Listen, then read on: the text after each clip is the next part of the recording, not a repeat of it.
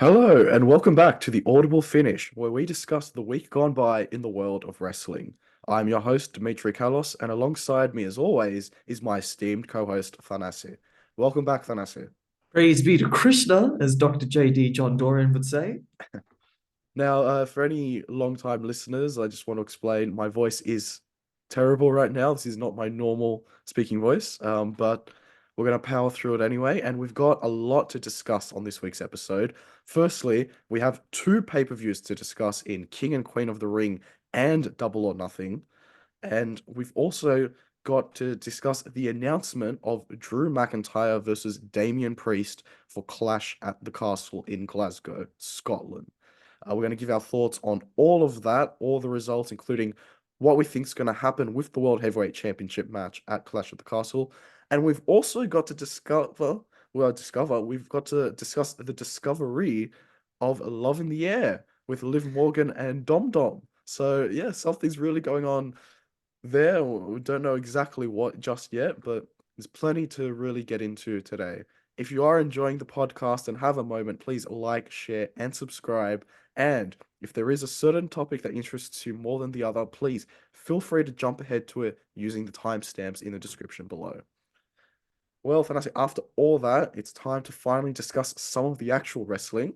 And we're going to begin with King and Queen of the Ring. This was a very interesting pay-per-view, I would say, from the Kingdom of Saudi Arabia. Saudi Arabia, as we will say. Sorry. That's kind of what the Americans sound like when they say it, Saudi Arabia. Anyway, and firstly, we need to discuss that there was a title change. We've got a new women's world champion in Liv Morgan. What were your thoughts on this match and this result? Well, Dimitri, you called it. It was a title change in the opening contest of the evening. I really wasn't expecting it to happen in Saudi Arabia, but you saw that weird sort of booking arrangement where Dom Dom fed the steel chair into the center of the ring, purportedly for Becky Lynch to use it, but then the awesome DDT was instead delivered by Liv Morgan and also set her up for Oblivion. She walked out as the women's world champion. I mean, it's her second world title reign, I believe, so it's great for her. Um, I'm curious to see where they go with it because it does seem as if they're really leaning into the Dominik Mysterio interaction storyline. So that will also mean that when Rhea Ripley comes back, they're setting something up there. So it does feel like there's substance, right? It doesn't seem like they're just kind of throwing paint onto the canvas and hoping that it just manifests in something creative. So I am quietly confident that something interesting is going to happen. And I have to say, the for me, the organic nature in which they've now shifted the title from Rhea's injury to the sort of temporary champion in Becky Lynch to now giving it to Liv. And the way they've done it, it makes me feel like maybe this was an original plan of theirs, to get Dominik involved in the storyline because it's blended in really seamlessly. So it feels like we've got something natural to go back to once Rhea comes back, just like you said. So I'm really enjoying that. I really do think that there were plans to have Dominic Mysterio and Liv Morgan have something there. What it would be not clear at that point, but I do think that that was the seeds were being sown back then. So it is good that we're still cultivating that crop as we go forward. Yeah, well, to sort of build on the rest of the pay-per-view as well, we had the triple threat match for the Intercontinental Championship. And probably the biggest talking point coming out of this was Otis inadvertently tackling or knocking over Chad Gable, and that sort of gave Sami Zayn the chance to actually beat and pin Bronson Reed. And again, this fed into Raw as well, as we'll discuss a bit later on, very briefly. But, again, I'm loving this developing storyline they're doing with Chad Gable and the Alpha Academy, like finally giving him some almost like gravitas in his character, like actual intensity. Uh, I I don't know if I was telling you the I think it wasn't on the last week's podcast. I think it was offline when we were watching the pay-per-view. The crowds in Saudi Arabia and in the US have now quite loudly have been chanting "You suck" during the entrance of Chad Gable, right? In the same tune as Kurt Angle's theme song. And of course, it doesn't actually pair up with the melody of his theme song, right? So it almost is as if the crowd is organically naming him, insisting that he is the successor to Kurt Angle. And I wouldn't say this generally because I don't think it actually makes sense, but on this particular occasion, I think it does. Maybe we should just fully lean into it and give Chad Gable the Kurt Angle Patriot theme song. Maybe he should come out to it, when he adopts the Creed brothers as his new team Gable.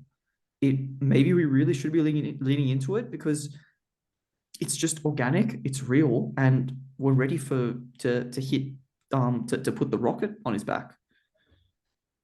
Maybe I'm a bit hesitant to use it only because Angle has become a legend.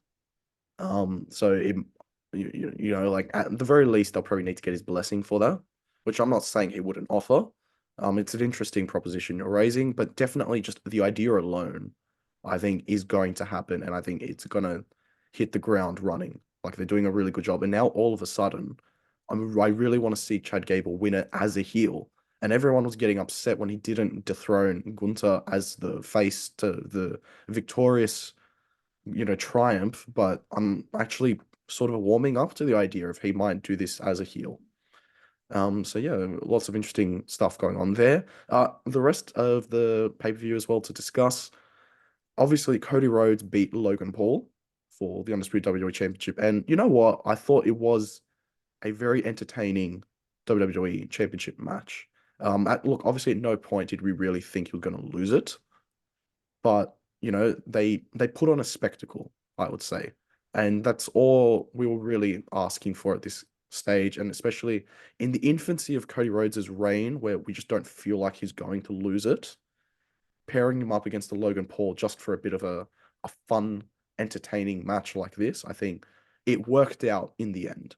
I don't see this feud continuing on. Do you, Thanasi? Look, I think it was just a matter of kicking the can down the road. Hopefully now we can actually move towards. I mean, Cody may not even defend the title at Clash of the Castle, so we may even be just thinking straight ahead to the next big five, big six, whatever, yeah, in Money in the Bank. Yeah. Yeah, I mean, it was fine. I didn't really agree with the idea of giving Logan Paul the triple crossroads. Like I thought he's not So quite that at that level where he deserves to be put away with the same triple that put away Roman Reigns. But nevertheless, we're okay. yeah, my interpretation of that was purely he did that out of anger because he just hates the guy. Like he really hated him that much. But yeah, I'm with you. I kind of wished it would have just been a one and done. But small criticism. And then now let's move on to discuss the tournament finals. And firstly, we had Nia Jax beat Lyra Valkyria to be the new Queen of the Ring. And you know what? I thought it was actually a decent match between the two. And I think, they sold it well. They really played up to the David versus Goliath type angle.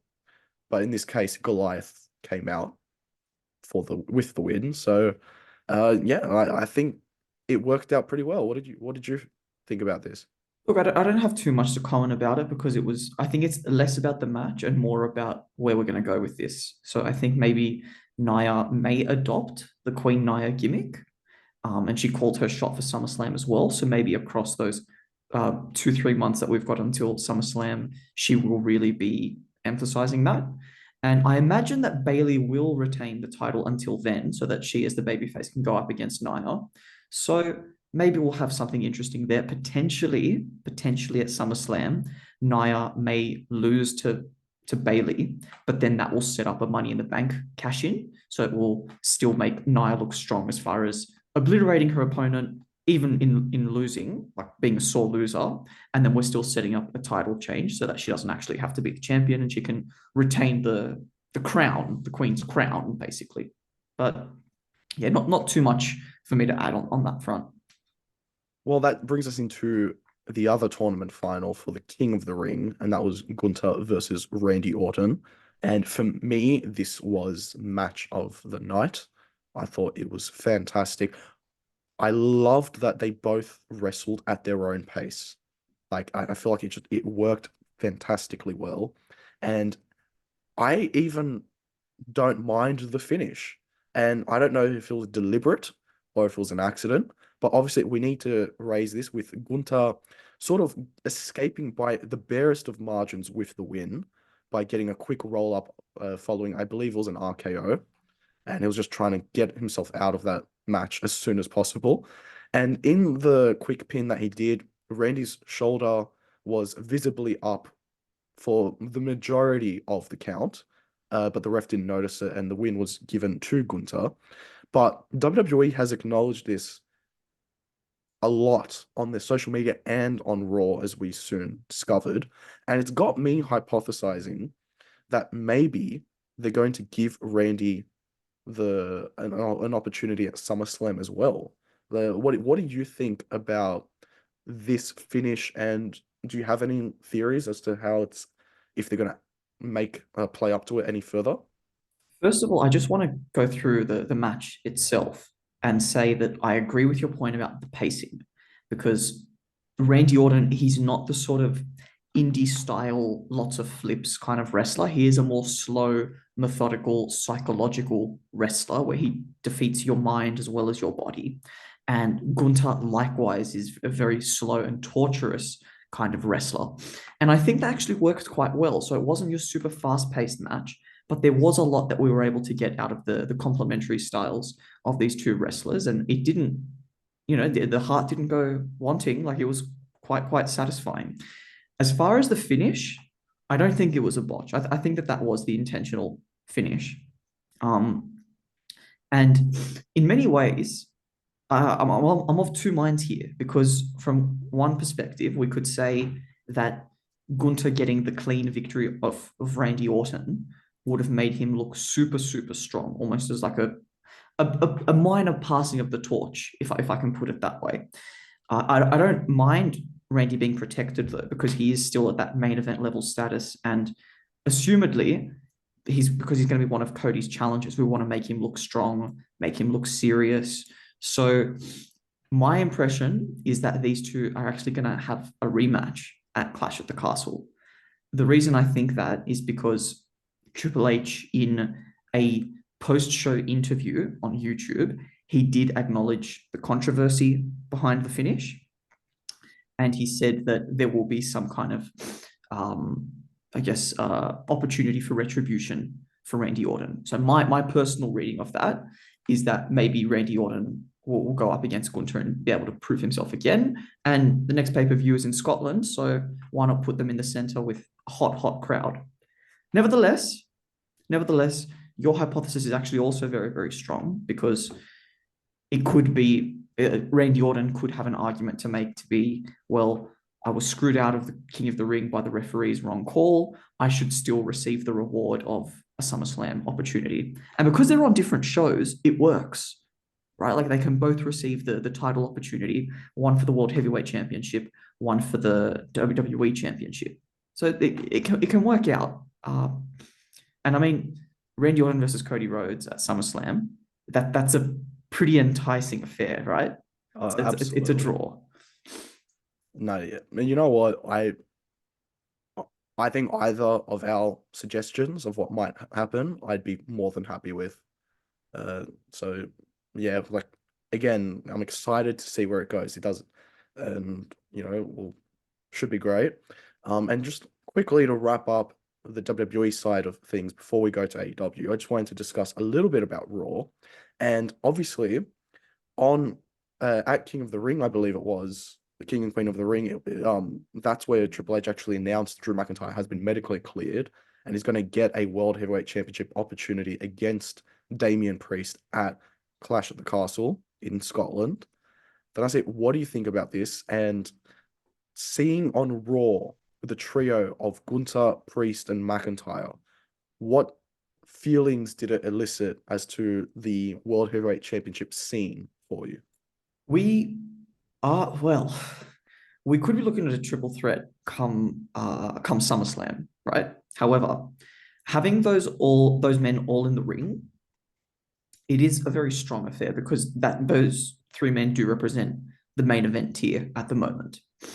With Damian Priest, I don't know about you, but my impression of the promo in the opening segment was that it was a lot more he was a lot more of a babyface, and Drew was playing the heel.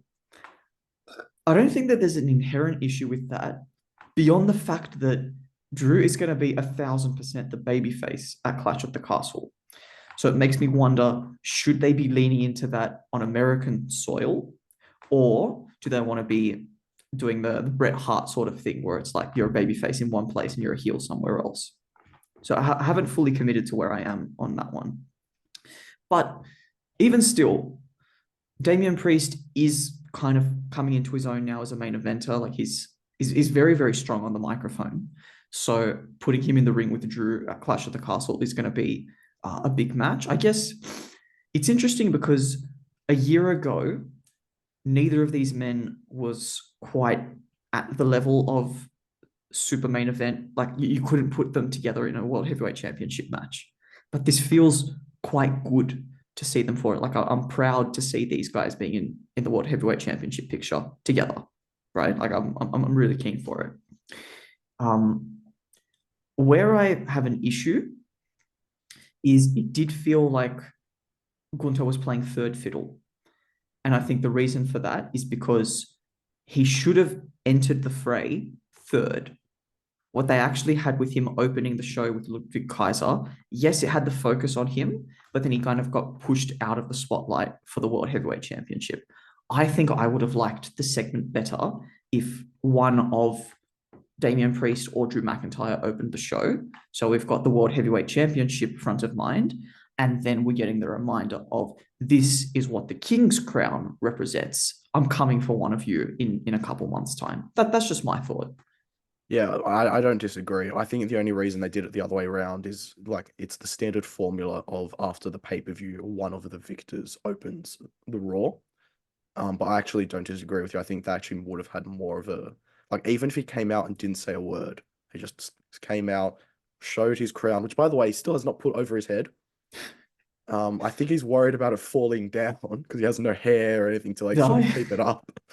But yeah, which I find It'd it. be, do you remember in the Disney Robin Hood how Prince John, like the crown Nice. is too big for him because it's his brother's crown, so he flicks his ears out Yeah. to hold it in place. Yeah, maybe we should think about something like that for King Gunter. I just find it amusing because he's holding it around like it's some sort of championship, and it's like it's a crown. Well, you know who used to do that as well? Jerry the King Lawler. He wouldn't wear his crown. He would carry it with his hands and then take it to the commentary booth, but he would never really wear it. Maybe they should consider a crown that's a bit denser, so it's more akin to Jerry the King of Lawler's one, because this one is it's quite bare. But anyway, look, the other thing I wanted to talk about from a Raw properly is this kiss, this very interesting kiss that closed the show between Liv Morgan and Dominik Mysterio. And just to set the scene a little bit, in case anyone hasn't watched it, this arose because of a steel cage match for the Women's World Championship between Liv Morgan and Becky Lynch. And what happened was in the finish, Dominik opened the door again, trying to sort of give Becky the chance to win the match. Becky refused it out of probably honor on her part and not liking Dominik on the other side of it. And then what happened was JD McDonough and Finn Balor came out to ask, "What the hell are you doing?" Braun Strowman, who was still pissed off from getting hit with a chair by JD McDonough, then comes out. They run around the ring to avoid Braun Strowman. Braun Strowman inadvertently runs into Dominik Mysterio, who then, like a set of dominoes, the next stop is him hitting the steel cage door that he had opened earlier. The door ricochets into Becky Lynch, and that keeps her down long enough for Liv Morgan to then escape. And Morgan, very appreciative of the inadvertent help she received, lands it her lips right onto Dominik's. And I have to say, what the bloody hell is going on? But I am here for all of it, honestly. That's it. This was, and I don't want to say this mean, but AEW, which we're going to get into, went it took all the stops to really grab our attention with Double or Nothing. And I feel like a lot of it was quickly forgotten because of a kiss. Not all of it, but certainly like the impact from this we cannot understate, especially since we know a certain Mami is not going to be happy about all this. I mean, what are your thoughts on everything that happened there? Well, I mean, let's put it into perspective. I don't think that the kiss kind of blew Double or Nothing out of the water, right? That's a little bit of exaggeration. However, WWE is all about the moments, and this particular moment did steal the 3 hour show, right? Because it was like happening right at the death. So, and it does kind of represent that real storyline development. Like, what does this mean? You know, I feel like Phoebe. Like, what is this? It's no, it's really keen. And you look at Dominik's reaction after it. He didn't push away from Liv very strongly, but he did look kind of angry. So we could be seeing that maybe he is being taken over to the light side after spending so much time on in the dark. I don't know. I guess it is interesting to note that I don't think he and Mami have locked lips on WWE television either. So I don't know. Maybe she's displaying loyalty to her real puppy, who is Buddy Murphy potentially. But yeah, I I did think that it was a bit of a roller coaster end to the show because you've got JD McDonough, Braun Strowman, women's championship match happening inside a bloody steel cage. Dom gets knocked off, and we get a title retention. Um, and on top of that, and on top of all that, we don't even know if Becky Lynch is still going to be contracted with the WWE post this weekend, right? So many highlights coming out of just that one little finish to the show.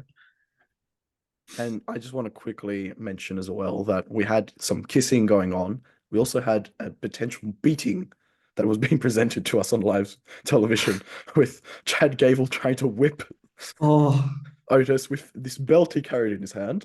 And thankfully, Sami Zayn and Maxine Dupree intervened, so we didn't have to see that.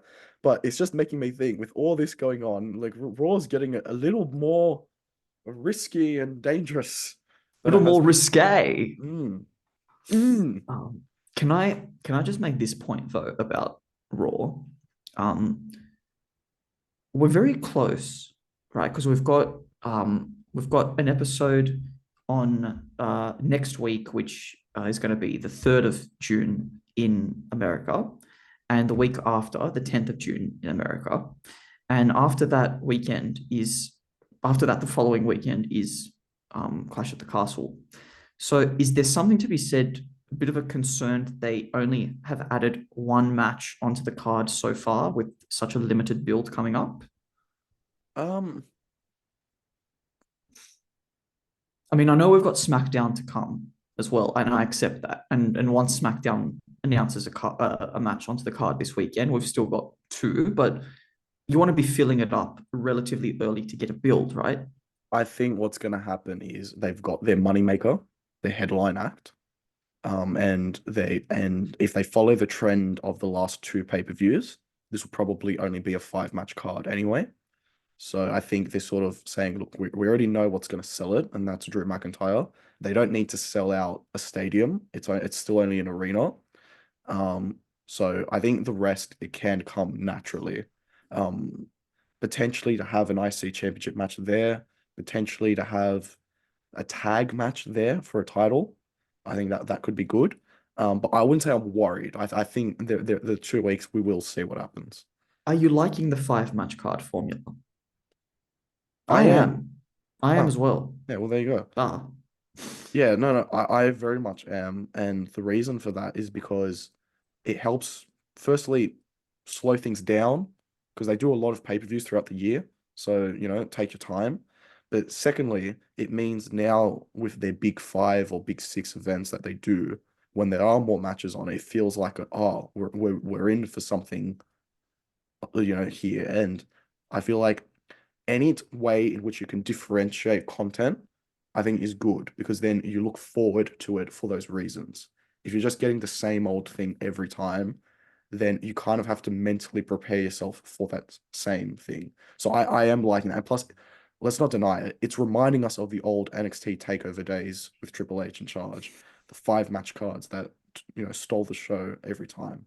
So yeah, no, I am enjoying it. All right, well, from a 5 match card, let's go on to a 10 match card. That's right. Double the length. Oh, so fitting. Double or Nothing. And look, Double or Nothing was a very good show, but it's an example of what we're just talking about, which is they have so many matches for every show that you kind of have to mentally prepare for a slog of content that's just being presented to you. All good in their own ways, but like it is a mental struggle. But we need to discuss the opening acts. Well, that's really for our discussion points. And we'll talk about this more after this part. The Osprey winning the AEW International Championship is what led to this actual point that we want to discuss first, but we will get back to Osprey. And that is the return of MJF. He came out to interrupt an Adam Cole promo, which at the time I thought is unnecessary. He comes out, he feigns a hug, or rather, not feigns the hug, he feigns affection for his old brochacho, gives him a hug, then kicks him in the balls, and then goes on to deliver like a 5-minute promo on pay-per-view. Look, there's a lot to break down here, but firstly, I do want to say it was fantastic to see MJF back, and he even looked like he came out in his cosplay Triple H gear from his 2002 return. So fantastic. Let's open it up with the opening part of his return, which is him coming in and then attacking Adam Cole. Where were you mentally at this point with this return? So first of all, I like the fact that you brought up the Triple H cosplay because that is what came to mind for me. I just didn't want to say anything out loud for fear of sounding stupid, Well, right? But everyone's brought it up. yeah, So well, apparently must be a reference, right? yeah. And I think potentially he said when his quote was, I think, something to do with, I don't need New Japan, I don't need Vince McMahon, I don't need you, man, or something. So maybe he asked Triple H for permission. He said no, and he did it anyway. Potentially, I don't know. But I digress. Where I'm going with this is, and I said this to you when we were watching it together, I'm usually the defender of AEW on this show, right? But I was quite disappointed that the much anticipated return of MJF would have involved 2 major storylines for this year. One being the confrontation with Adam Cole, who is also injured now. And it seems like with that promo, by just knocking Adam Cole out, sending him out of the ring, and then continuing on with a promo that he's almost tied up that loose string. I thought that was really weird and disappointing, right? And I know some other people didn't like the Devil storyline or found it underwhelming, but I still feel like we need to end it properly, right? Not just cut it off, clean slate instantly.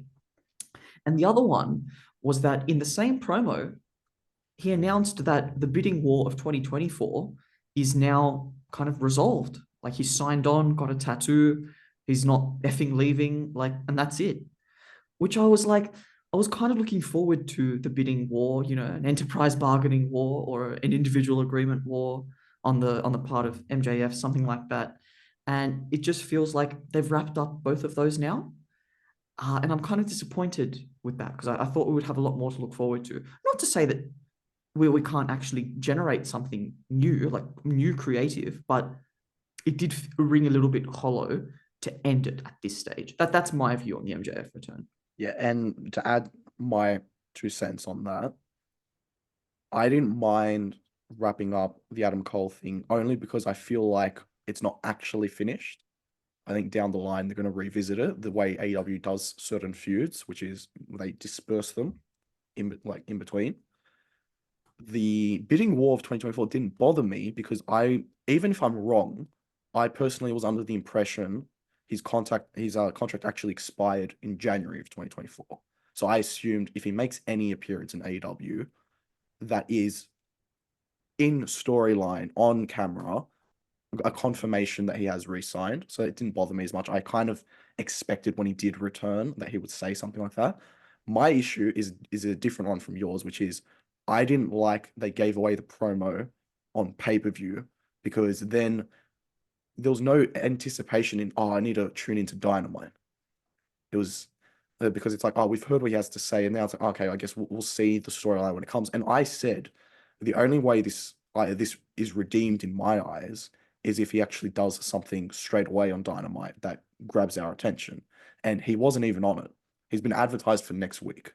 Now, I don't mind that, but I feel like show him return, have him leave. Everyone wants to hear what MJF has to say. So if you don't have him speak at the pay-per-view, and then you say, oh, he's going to show up on this week's Dynamite or that week's, you build up the anticipation for him to say things like he did at Double or Nothing. But that being said, it is great to see him back. God knows AEW needs that extra flavor of MJF back in its regular programming. So I'm glad to see him there, especially now with stars like Adam Copeland out indefinitely with injury. But something I do want to briefly discuss is the match that preceded MJF. Obviously, Ospreay is the new AEW International Champion.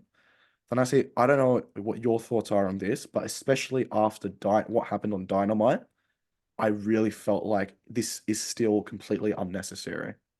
I don't know if you have any thoughts on this particular subject, but I certainly believe that Ospreay did not need the international championship. And now that we've seen on Dynamite that he's going to be competing for the AEW World Championship at the next pay-per-view, it feels a bit like why? For me, it feels like too much too soon, to be honest, right? It's like if this is what you're going to have him do for the Forbidden Door pay-per-view, which is end of June, why would you even have contemplated putting him in the international championship picture, right? Not having him win it, why would you have him in the picture in the first place? That was a bit of a weird decision for me. And even now, like it's like again, are we booking ourselves into a corner? Like, does he have to win? Does he have to beat Swerve?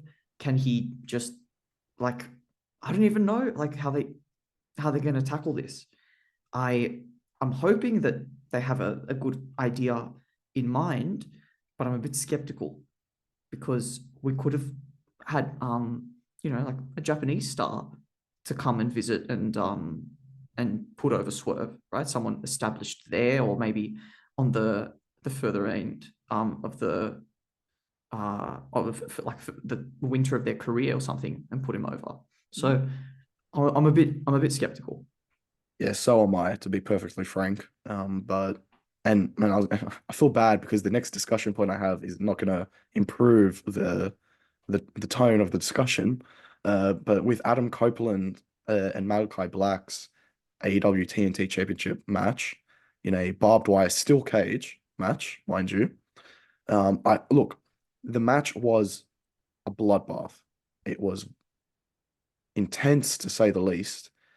But the thing that really frustrates me is coming out of this, I'm incredibly annoyed that a 50-year-old man is out injured because of their own doing. It's not like, it just happened by a circumstance. He jumped off a 20-foot steel cage to attempt an elbow drop and then landed on his feet. And I think a lot of people naturally would have thought that's a bad idea. I reckon there must have been some sort of hesitation on his part. He must have been trying to land on his back. And for whatever reason, he had to pull out. But he's now fractured his tibia, I believe, which we don't know how badly he's injured, but I can't imagine that's going to heal overnight. And it's just disappointing because we all know that we only have a finite amount of time left with Adam Copeland, and this is going to take him out for a little while.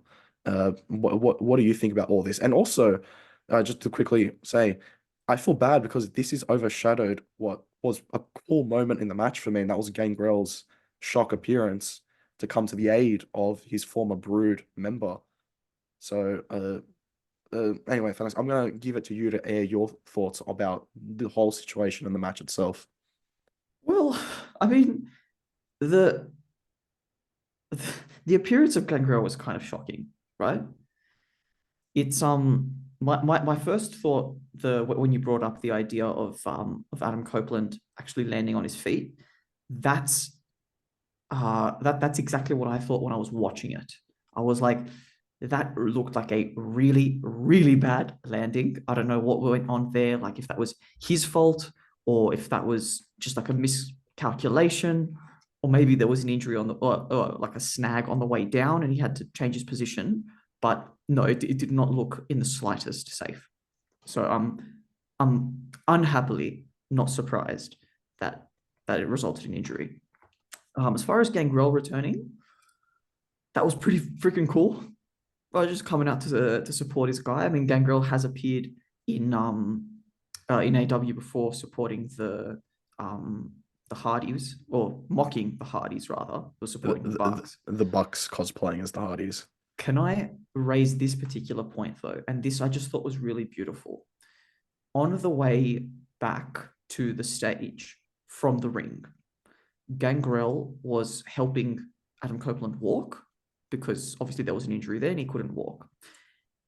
What he did was he placed him in the center of the stage and he started to walk away so that the final shot before the fade to black was only on Adam Copeland. And Adam Copeland realized immediately what he was doing, grabbed his arm and said, no, no, no, you come here with me, because he wanted his friend, he wanted this fond memory to become long drawn, right? And I thought that was beautiful from both guys, just like really, really classy, professional entertainers there, right? Where they know where the camera is and they know what the money shot is, and they both come to an agreement on like what the money shot should be, right? They're exercising the creative freedom. And I just found that really, really classy on the part of both of these guys. Yeah, and it's like it's the little things with wrestling. Like Very those much things so. matter. Like what you're flying. Yeah, no, I completely agree. Um, yeah. So, well, Fantasy, look, there are a lot of matches on this card. I don't have the time to discuss all of them, and I wanted to get your thoughts on a match that you wanted to discuss. So I'm going to throw it to you to give to pick from this lovely assortment of something that you would want to sort of raise before we get into the proper main event of Anarchy in the Arena. Look, I mean, let's just lightly touch upon the triumph of Mercedes Moné. That this is her first title in AEW, first match in AEW, first win in AEW. So like big props to her. And we got the much anticipated heel turn of Chris Statlander on Willow Nightingale. So I think that storyline is now going to deviate from the TBS title storyline, unless those two, and I mean Stokely and Statlander, if they join with Mercedes Moné. That could be one way. And if you'll indulge me here, I also just want to express my shock and awe at the fact that John Moxley defeated Takeshita. I actually remember, during the predictions video, if everyone wants to check it on the channel, it's up there. I was going to say Moxley, and then through logic and reasoning, talked myself out of it. So, frankly, surprised because I thought it would have been a good idea to have Takeshita go over. Nevertheless, that's the booking that occurred, and John Moxley did look very, very strong. He had the crowd on his side. He really just feels like that top tier heavyweight champion of the world, like a super main event status, a world class draw. And I'm so stoked for the guy. Yes, and keep in mind he's competing in a company that whose championship he's not even defending. Precisely. It's like to me, like uh, I sometimes wonder who's getting the better end of the AEW and JPW relationship. Sorry, not wonder. I sometimes question why NJPW agrees to the division of which they give their resources and all that, because to have John Moxley as the champ defending it against AEW guys that just issue a challenge sometimes, I think it's unnecessary. But look, and but to give them a little bit of credit as well, the AEW World Championship match was a good outing between Swerve Strickland and Christian Cage, a good way to start up Swerve's reign. And look, it was a great match, but the only thing I wonder is is this going to be his only successful defense now that we know Osprey is the next challenger? God, I hope not. I hope that there's something going in there. Like maybe they're going to put someone in there for like a triple threat, and then that person takes the pin, and then it kind of sets up maybe like a Wembley match further down the line. I don't know, but yeah, it's. I really hope that Swerve isn't losing because we're just getting started here. Yeah, we'll see what happens there. But now let's go into the main event discussion of Anarchy in the Arena. And I wrote two words here that for all our young listeners, maybe you want to turn the volume down a bit, but I feel like this perfectly describes what we saw, and that was fucking insanity. Like, sometimes AEW really gives me ECW vibes in the way they operate, like that freedom, that expression of like modern trends or changes in wrestling, and also the extreme violence. We saw a man lit on fire in this match, don't I say? We saw a man hung from his feet upside down Oh, and super kicked with thumbtack shoes. I mean, this is a man, mind you, who recently broke his ankle and then got hit by a bus. I was gonna say got hit by a bus. I think the way that the crowd expressed it well summarizes it, right? He was hanging there, upside down, blood rushing to his head, and the crowd just helplessly chants, "Please help Darby! Please help Darby!" That it really encapsulates the situation. Yeah, and keep in mind, I don't recall an AEW crowd ever actually pleading for assistance. I've only ever heard them wanting more, and it did feel a bit like even they recognized that this poor helpless man, just for God's sake, help them. Just help him. Oh. But look, I was very pleased with the end outcome. I think from a barbaric standpoint, it was a very entertaining match. We can't deny it. It really played into the primal instincts of certain wrestling fans, us included. And I was very glad to actually see Jack Perry get the win, technically for his team, because he's just come back. They need to give him something. They've got to keep going. And you know what? After getting lit on fire, he bloody earned the pinfall. So, look, there are questions of, to what extent does this sort of raise the idiocy that can come in wrestling? But I'm willing in this case to sort of say that you've got to forego it to a certain degree. I'm not saying that any fan needs to just like this. If you don't like it, fair enough. For me, I remember the Swerve Strickland Hangman Page match. I got uncomfortable with how extreme that went. Um, and in this case, I was along for the ride. I don't know. I'm enjoying the Elite's antics. I don't know if that's how you feel about it, Thanasi, as well. But I'm one of the few people that actually wants to see where this develops, and I'm glad they got the win. And I certainly do not think this is the end. I see this is interesting, right? This is very much um it's very European cinema as far as its character-based storytelling as opposed to story-based storytelling. What I mean by that, this is not about the narrative, this is about the people involved, right? Their characteristics and how their characteristics, their traits drive the story, right? In this case, Yeah. the EVPs, people in control, everyone likes to hate bosses out of control, right? Horrible bosses, right? Well, like we like that, and that was proven in the Attitude Era as well. Vince So, McMahon made a career of it for 25 years, basically. It's like, and arguably, he's still making money off it now, oh yeah. right? So, like, I am interested to see where this leads.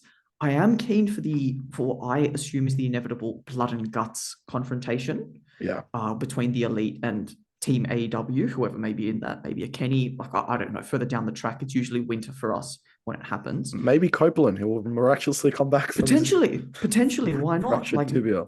have him, cross that off the wrestling bucket list. Oh yeah. There's a whole range of people, but yeah, I do think that's a good goal for us to work towards. Yeah, and look, on that point, I just want to briefly segue to Dynamite just for a little bit, and I want to talk more about. Well, we can discuss the Elite thing first. They announced that Copeland has been stripped of the title, which you know what? I'm kind of glad instead of having this interim bull crap, just new champ. He can compete for it again if need be. And then Christopher Daniels was announced as an interim EVP, and he sort of announced that there'll be qualifiers for a ladder match at the next pay-per-view for the vacant TNT Championship. So that's good. You know, I'm glad they've sort of got that out of the way. They've got it cleared up. I want to talk more about this Will Ospreay being the next number one contender for the AEW World Championship. He won a casino gauntlet match on Dynamite, which had so many wrestlers. I don't have the time to name them all. It had that many people, but I just remember thinking, why is he winning this now? We talked about it a bit in our Double or Nothing review, but if this was the direction you're going to go, why give him a championship? Why not have him try win as his first championship, the world championship? Like, and the thing is, we said from the beginning, his reputation was good enough already that it wouldn't have felt weird for him to jump into that scene so early into his AW contract. So I don't know, like, and the thing that annoys me is seeing him and Swerve go up against each other. I actually got, excuse me, I got the vibe of this could be an all-time rivalry or an all-time feud if they do it right. I just wish there wasn't that caveat of, for some reason, he has international championship in his hands. What do you think, Thanasis? Yeah, look, uh, what I've said earlier is already covered the point, but I think one way that they could save it is if they kind of get him to potentially vacate the international title upon winning an AEW title. Like that might be one way to go about it. Maybe he gets stripped of it. Um, yeah, it's. I don't personally see a lot of avenues forward, and I'm not a creative booker, right? I'm a fan, but I don't know. Sometimes it's like it's good to have predictability because it means something's going right, and in this case, because of the unpredictability, I'm a little bit hesitant. So we'll see where they take it. I'm curious to see next week and the week onwards how we build towards Forbidden Door. Well, that's their next big event. It's going to be very interesting this year. It's got a different feel to it, I'd say, than previous years, and that's a good thing. So I'm looking forward to how this develops. I'm keen for it because it's on my birthday weekend, so it'll give me Oh, something to look forward to. well, happy birthday. You can tell Uh, me a happy birthday in advance. You're my brother. yeah, well. Anyway, that brings us to the end of this week's edition of the Audible Finish. Next week, we're going to be discussing the further developments for the companies as they build towards Clash at the Castle and AEW's Forbidden Door event with New Japan Pro Wrestling. There's always good wrestling, always just around the corner. There's always something to be looking forward to. And I'm very excited to see how this all goes. I'm sure you are, Thanasi. Great to have your company as always. Praise Krishna once again. Thank you very much. And thank you to everyone for tuning in. Until next time, we hope everything you do is just too sweet.